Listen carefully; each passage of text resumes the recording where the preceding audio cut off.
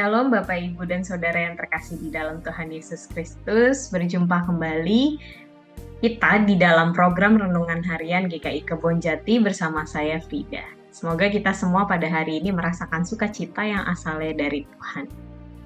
Bapak Ibu dan Saudara yang terkasih, di dalam kehidupan kita pasti beberapa atau banyak dari kita pernah merasakan lemah, letih, lesu, lelah, dan lunglai.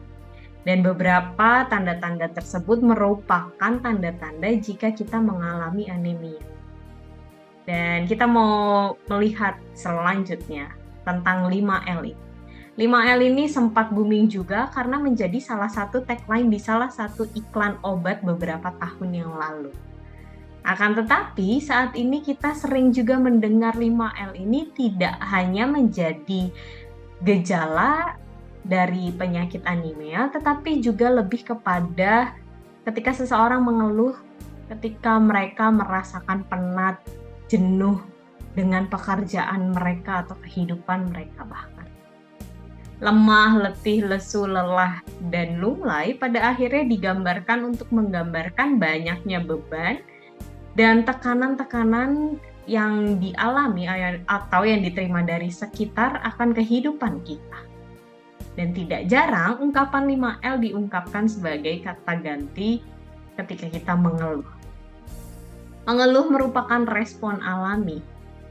Respon yang kita ungkapkan untuk mengekspresikan ketika kita merasa penat, tidak puas, dan kecewa akan situasi yang sedang terjadi saat ini.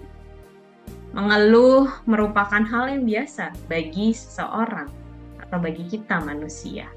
Akan tetapi kita mau melihat lebih dalam lagi apa yang terjadi ketika seseorang kehidupannya dipenuhi dengan sikap mengeluh. Mengeluh yang ditanam sehari satu kali pada akhirnya apa yang akan kita terima?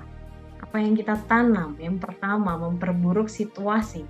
Ketika kita mengeluh, hal yang kita keluhkan tidak akan menjadi baik dengan tiba-tiba atau baik dengan sendirinya. Pada akhirnya kita akan fokus dengan hal mengeluh tersebut dan tidak terjadi perubahan. Dan bisa saja mengarah kepada memperburuk situasi yang pada awalnya tidak berjalan dengan baik. Nah, yang kedua, situasi yang buruk pada akhirnya akan mengarahkan kita kepada pola pikir negatif. Akibat mengeluh setiap hari atau terus-menerus akan memperkuat pola pikir negatif kita. Kita akan tumbuh menjadi orang yang pesimis dan menganggap semuanya dalam keadaan baik-baik saja, dalam keadaan tidak baik. Pada akhirnya tidak jarang kita memulai sebuah pekerjaan dengan aura negatif yang membuat kita tidak senang atau tidak enjoy mengerjakan pekerjaan kita dan pada akhirnya menjadi beban tersendiri.